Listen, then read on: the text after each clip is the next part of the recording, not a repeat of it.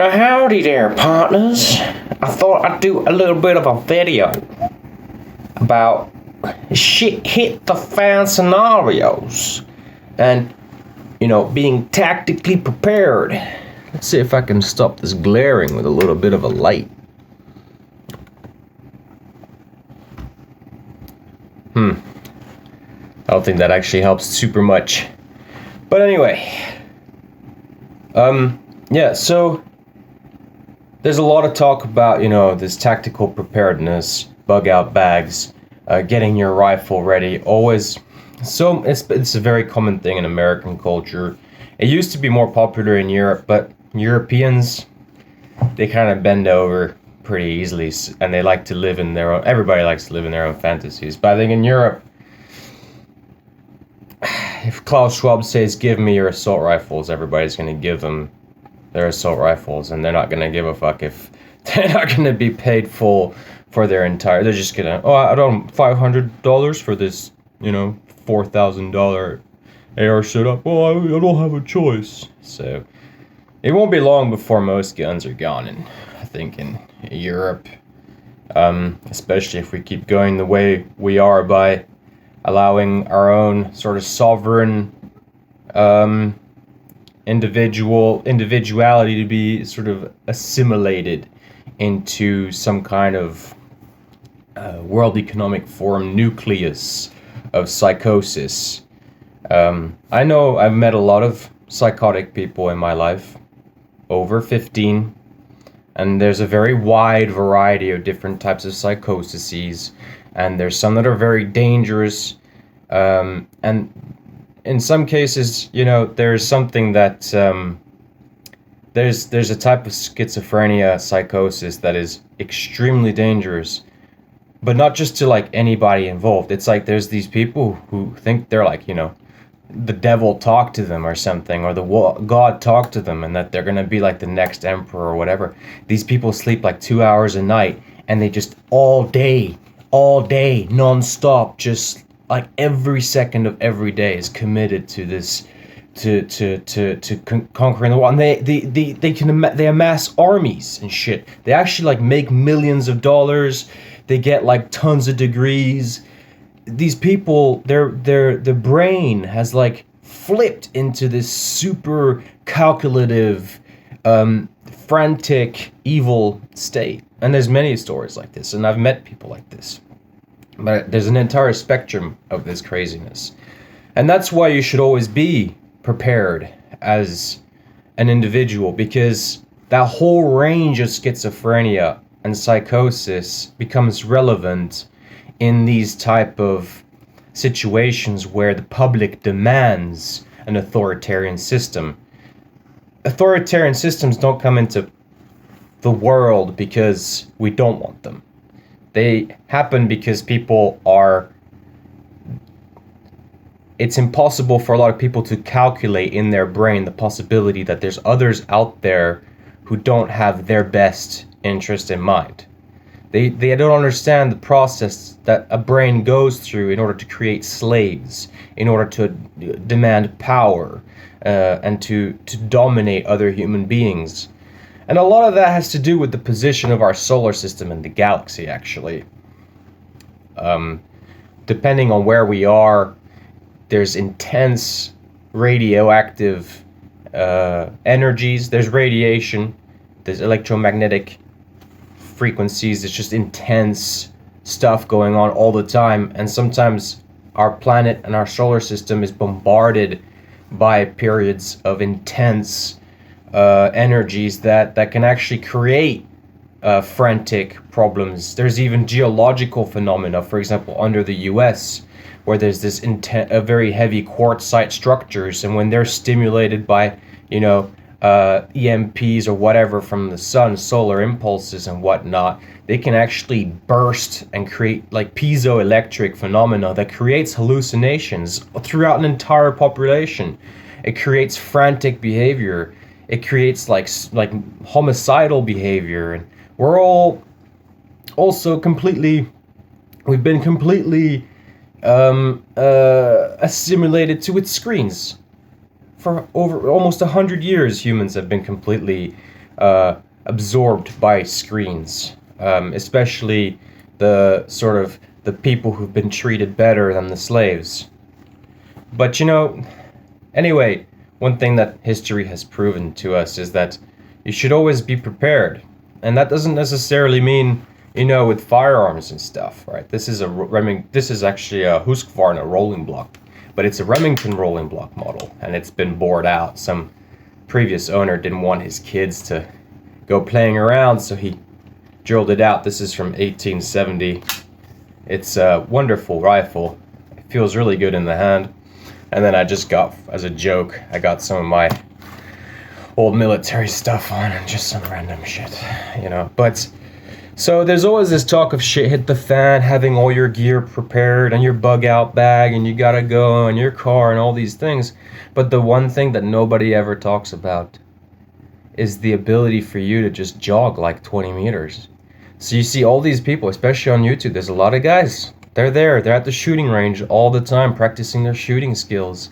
But it doesn't make, any, there's, even in Finland, like most guys in the military, they don't really know how to shoot well.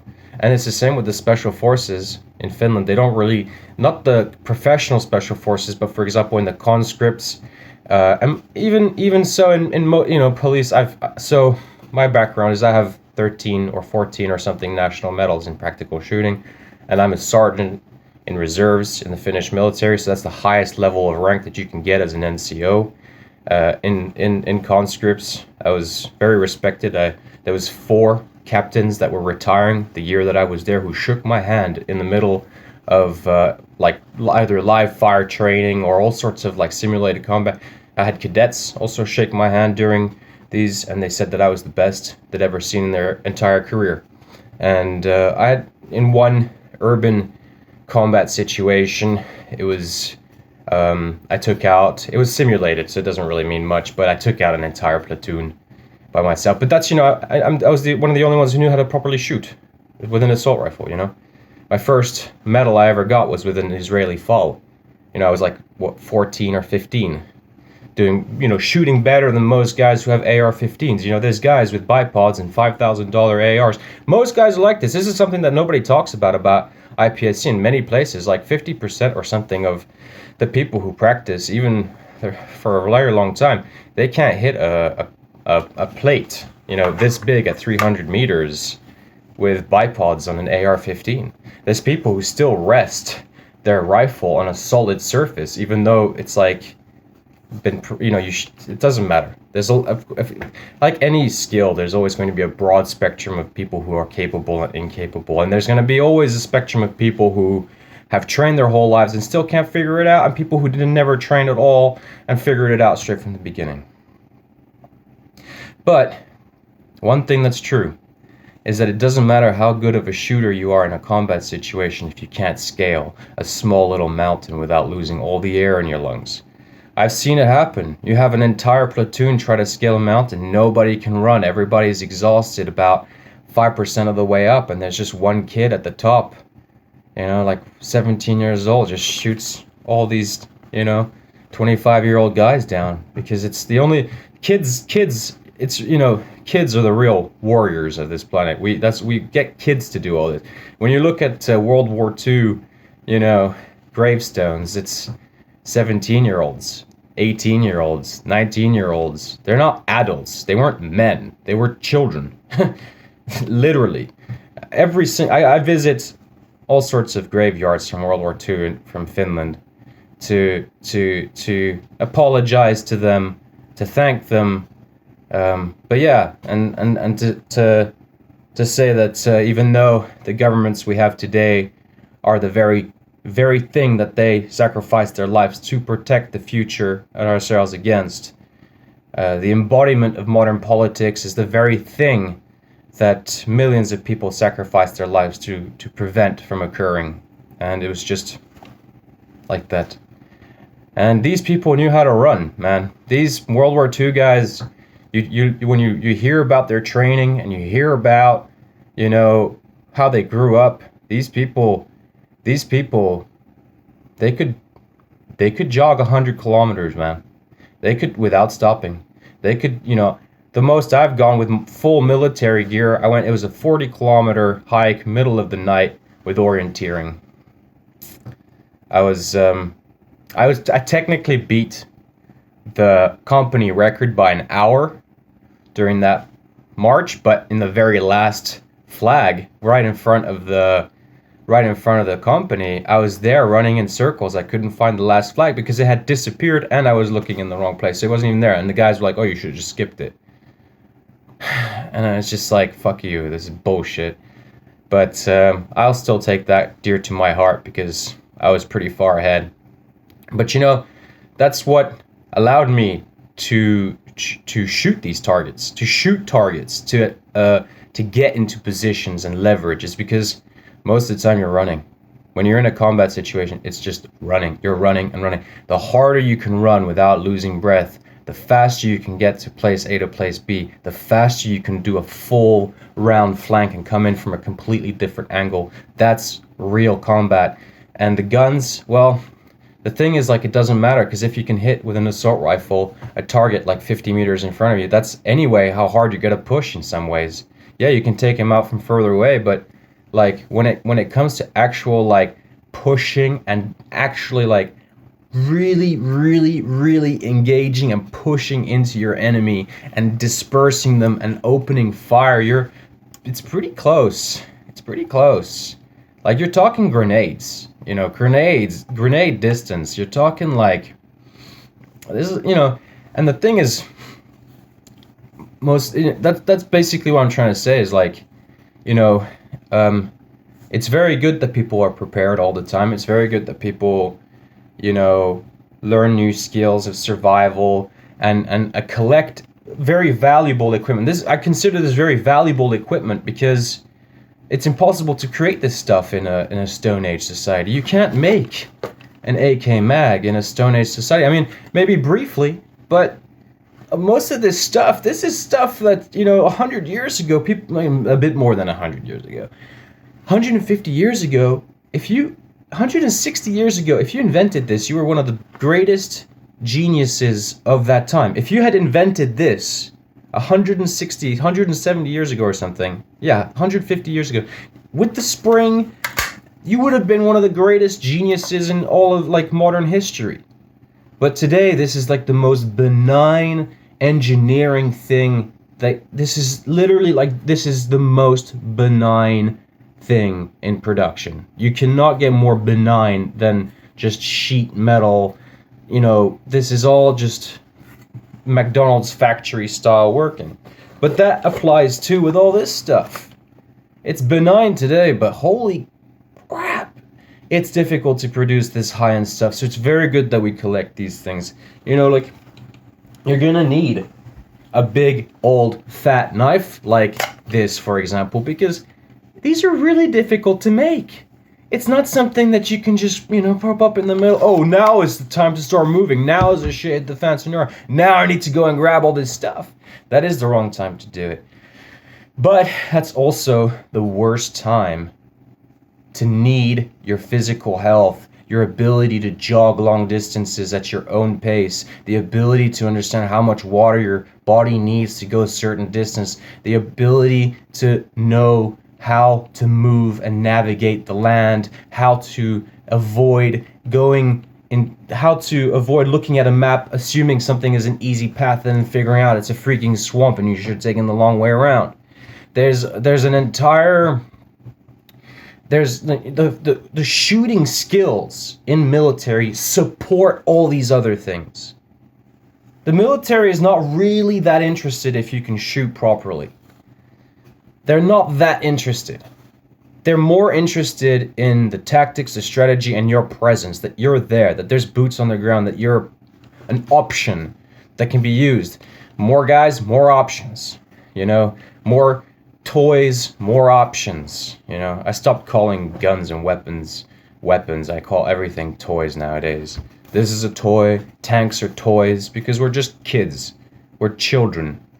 We always will be. Humans will always be children of the universe, and we'll always be naive and silly to a degree. And until we can all collectively behave like adults, and not even just us peasants, but the political structure Uh, this psychotic tendencies. It's all gonna end. Like, there's a really good chance it's all gonna end really badly, and it's all because of these psychotic, schizophrenic, sociopathic people who just completely deranged, combined with the inability for the average peasant to actually, because they've never met these people, they've never met people like this, and they've never been scammed by people like that, they've never been attacked by people like that. They don't know what people are capable of, and they don't know how, like, mental illnesses, for example, can completely captivate somebody to dedicate 150% of their time to, like, trying to dominate the world. It's insanity.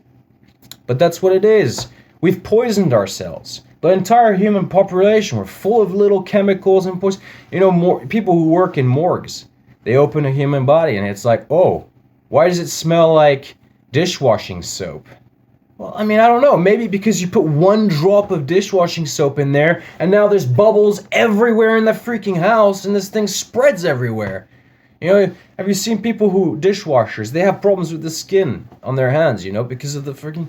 Yeah, well, I wonder why. This stuff is intense. You wash your freaking dishes by hand, then you go and put some, you dry it out, put some soup in there. It's like, why does this taste like soap? Yeah, because it's like even the most minute freaking residue of this stuff is in there tainting the freaking soup. It's like, oh, that sucks, and I don't know how safe this is. And then, then we wonder why everybody's got low IQ and nobody can run, everybody's fat as fuck, and it's like, your survival, just like rabbits, just like fox, just like moose, just like deer, just like every freaking animal in the world, your survival is going to depend mostly on your ability to walk, run, hide. So learn, like, camouflage, learn silhouetting, the 5 S's of camouflage. I was a master at that when I was already 16 years old. I could move in daylight, just jumping between the shadows of trees, and nobody would see me coming. They couldn't. Because it's just, you don't see movement. When the eye detects movement, but it's also like a contrast between colors and light. If you stand absolutely freaking still, even if you're wearing like a red shirt, in broad daylight or something, like, if you don't move, if you're absolutely still in certain positions, even with bright colors, people might not notice you there. People don't notice, even, like, for example, the whole statue thing. You can stand in a wax museum. I could stand there right now looking completely ridiculous like this, and people would think I'm some kind of, like, Alaskan skin, Skinner, what's it called? What are those pelt hunters, with a tactical vest, and some crazy ass bears out there. But that's the thing. You have to condition your legs. You really, really have to. You absolutely have to. When it comes to shit hit the fan and all these kind of things, all those skills are necessary. All the shooting is necessary. But, like, if you're a really good shot and you can hit your target and you know guns really, really well, you don't really need to practice all that much. It's okay, yeah, you should always be practicing. You should always be, there. But there's other skills that are actually more important that people don't realize. And that's especially being able to scale mountains at full sprint.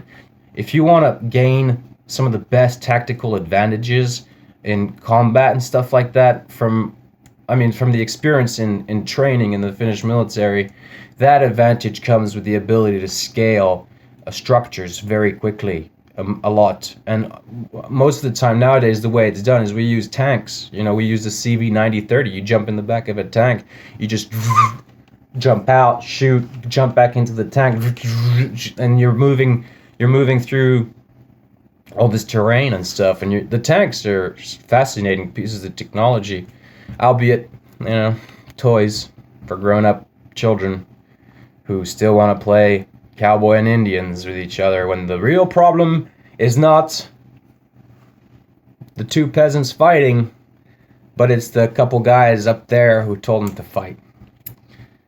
Yeah.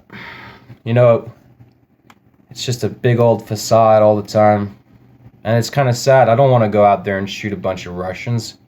It's just ridiculous. It's stupid. It's insane. I have no beef with them, but they're gonna be coming here at some point in time. I mean, that's because of the government. It's because of the Finnish states. Like, you didn't have to tell everybody that, or these escalatory issues. It's these psychotic tendencies that just perpetuate because they're hanging on to their ideology because they're starting to realize that none of it works, and they don't want to appear stupid, but because they've been obsessed with ideology, they've been obsessed with these like immature, childish, everybody look at me, attention seeking, insta ho kind of bullshit. They're starting to realize, oh my god, I've been a child all this time. I don't want to look like it was, You have to protect your family. Learn baking. Store flour. Flour is going to be one of the most powerful survival tools. It stores for years and years and years, and you can, for $100, you can get like 100 kilos of flour, for Christ's sake. And think about it, how much bread that is. That's just insane. And how long it lasts. I mean, that's enough bread to feed a family for years. So yeah, there's a lot of things that we got to do, But one of those things, like, really, you gotta consider. You gotta start, like, you gotta not just do this IPSC stuff, because IPSC is pretty unrealistic. It's not that practical. It's practical shooting, but if you think about it, if there's if there's 12 targets, 24 shots, one guy shooting all these targets, generally a situation in the real world where that's realistic, it's an active shooter in a mall. That's not a good thing. It's personally, I don't really like IPSC anymore because it's not so realistic. I feel like if I'm in a condition that's realistic and practical, I wouldn't be engaging 12 different targets. I'd be engaging one target from multiple angles. I'm emptying a whole mag in one guy, or something like that. Or shotguns, more of that. Smaller stages makes more sense, unless it's assault rifle. But I think with pistol stages and shotgun stages, when you're starting to shoot more than just a couple targets, it starts to become a little weird, and it starts to become very strange. But it doesn't matter because you're still learning all the fundamentals. That's what I mean. It's extremely important, and it's extremely effective for learning how to shoot. But still, what I'm just trying to remind you is, like, go for a little fucking run. Eat less. Store more food. Those kind of things are what's really going to make an impact, because all that gun stuff that you're learning and that you're preparing for, again, that's like 0.1% of the actual fight. And it's going to be one of the most, it's going to be one of the most decisive factors in that situation between life and death. But learn to run. Really do. Go for a fucking jog. Lose some weight. Best way to lose some weight is just to eat eat so little food. I hope this advice is good and it kind of wakes up some ideas, because you really gotta understand how important running is for survival. Think about the bunny.